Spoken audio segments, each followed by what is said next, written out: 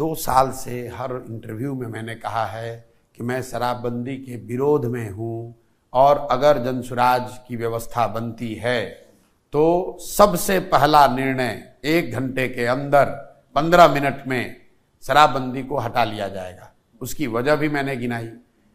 पूरे दुनिया में शराबबंदी के जरिए किसी समाज, राज्य या देश का भला हुआ हो, आर्थिक फायदा हुआ हो, इसका कोई प्रमाण नहीं है। और ऐसा नहीं है कि बिहार और बिहार के नेताओं, नीतीश कुमार ने कोई नई डिस्कवरी की है। इस तरह के प्रयास देश के अन्य राज्यों में हुए हैं, दुनिया के अन्य देशों में, अमेरिका इंक्लूडेड, ऐसे प्रयास हुए। और मेक्सिको बॉर्डर से पुलिस करता था, यूएस हर जगह लोगों का अनुभव ये रहा कि इसको लागू करना करीब करीब असंभव है और इसको लागू करने के नुकसान ज्यादा हैं, फायदे कम हैं। दूसरा, एक इसका मोरल आधार है। जो लोग शराबबंदी के पक्ष की बात करते हैं वो इसके मोरल आधार की बात करते हैं और वो गांधी जी का रेफरेंस देते हैं, नीतीश कुमार कम से कम।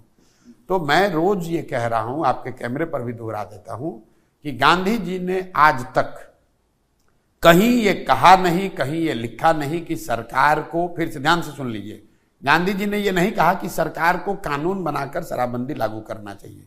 गांधी जी ने ये कहा कि शराबबंदी को रोक करने के लिए, शराब के यूज को रोकने के लिए सामाजिक प्रयास होना चाहिए। ये तो ऐसे हुआ कि गांधी जी ने यह भी कहा कि समाज में लोगों को शाकाहारी होना चाहिए।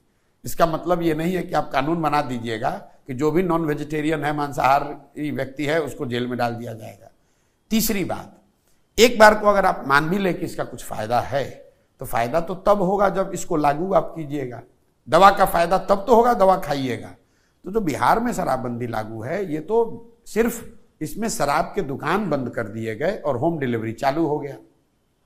तो मान लीजिए कि आज अमेजोन है, फ्लिपकार्ट है, दुकानें बंद है, फिर भी आप अमेजोन और फ्लिपकार्ट से तो सामान खरीद ही पा रहे हैं।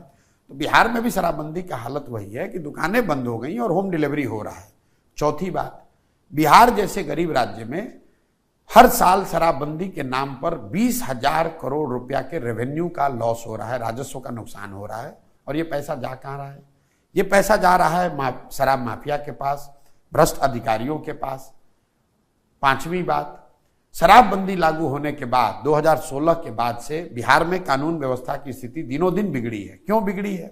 उसकी एक वजह यह है कि प्रशासन का एक बड़ा तंत्र, पुलिस प्रशासन का एक बड़ा तंत्र सिर्फ और सिर्फ शराबबंदी को लागू करने, उसको छिपाने, उसको बढ़ाने या घटाने में लगा हुआ है, उससे कमाने में लगा हुआ है। सुप्रीम कोर्ट के चीफ जस्टिस ने कहा कि इस तरह के निर्णयों से पूरी न्यायिक व्यवस्था का सिस्टम चरमरा गया है। बिहार में कोई 8.5 लाख केस अभी तक हुए हैं शराबबंदी में। 6,36,000 से ज्यादा केस कोर्ट में लंबित हैं। 1,23,000 से ज्यादा लोग आज भी अंडर ट्रायल जेल में हैं। और ये लोग कौन हैं? ये ज्यादातर लोग उन समाज के हैं जिनका प्रतिनिधित्व करने का ये लोग दावा करते हैं। और एक अंतिम बात, ये सब कुछ आपने किया किस नाम पर? महिला सशक्तिकरण के नाम पर। और इसका सबसे बड़ा नुकसान किसको है? महिलाओं को है। एक बार जब गरीब आदमी शराब कंज्यूम करते हुए, बेचते हुए या उससे जुड़े हुए कारोबार से पकड़ लिया गया, उस घर की महिलाओं की हालत यह है, जो गांव में हम लोग जाकर देख रहे हैं, कि वो अपना घर का बर्तन बासन बेचकर भी उसको कोर्ट और थाने में जाकर हाजिरी देनी पड़ रही है। कई दलित बस्तियों में लोगों ने यह बताया कि शराब के नाम पर, शराबबंदी के नाम पर दलित बस्तियों की महिलाओं को बुलाकर थाने में बैठाकर उनसे झाड़ू लगवाना, उनसे बर्तन साफ कराना, ये आम बात है बिहार में। कि तुम्हारा पति शराब के धंधे में लगा हुआ है, तुम्हारा पति ताड़ी उतारता है, उसकी महिला को बुला लिया, 4 महिलाओं को बुला लिया, थाना में झाड़ू लगवा रहा है। और ये कैमरे पर बातें हैं, ये कैमरे पर मैंने वीडियो डाला है। तो आप ना इसका कोई दुनिया में कोई प्रमाण है कि इसका फायदा है, ना इसका कोई मौलिक आधार है, ना कोई आप इसको लागू कर पा रहे हैं। 20,000 करोड़ का नुकसान अलग हो रहा है, महिलाओं को कोई फायदा हुआ नहीं। और युवा जो है वो शराबबंदी में लगा हुआ है, कोई स्मैक पी रहा है, कोई गलत व्यसन कर रहा है, कोई गलत काम कर रहा है। तो इससे किसका फायदा है? ये तो सिर्फ और सिर्फ नीतीश कुमार की जिद है कि भैया हम लागू करेंगे। पूरा बिहार जान रहा है कि शराब बिक रहा है, उनके इर्द गिर्द बैठे हुए लोग इसी शराब के धंधे में लगे हुए हैं, शराब पी रहे हैं, और नीतीश कुमार कह रहे हैं कि शराबबंदी लागू है। मतलब जनसुराज अगर सरकार बनाती है तो इसको मिनटों में खत्म। जैसे तेजस्वी ने कहा था पहली कैबिनेट में। चलिए, तेजस्वी के कहने का तो कोई मतलब नहीं है। 1 लाख के 10 लाख नौकरी। वो तेजस्वी के कहने और जनसुराज के कहने में फर्क है। मैंने उस आपको बताया कि क्यों हटाएंगे। मिनटों में शराबबंदी खत्म, मिनटों में, 15 मिनट के अंदर खत्म। और ये लोग क्यों नहीं कहते हैं? लोग इसलिए नहीं कहते, उनको लगता है महिला वोट नहीं देगी।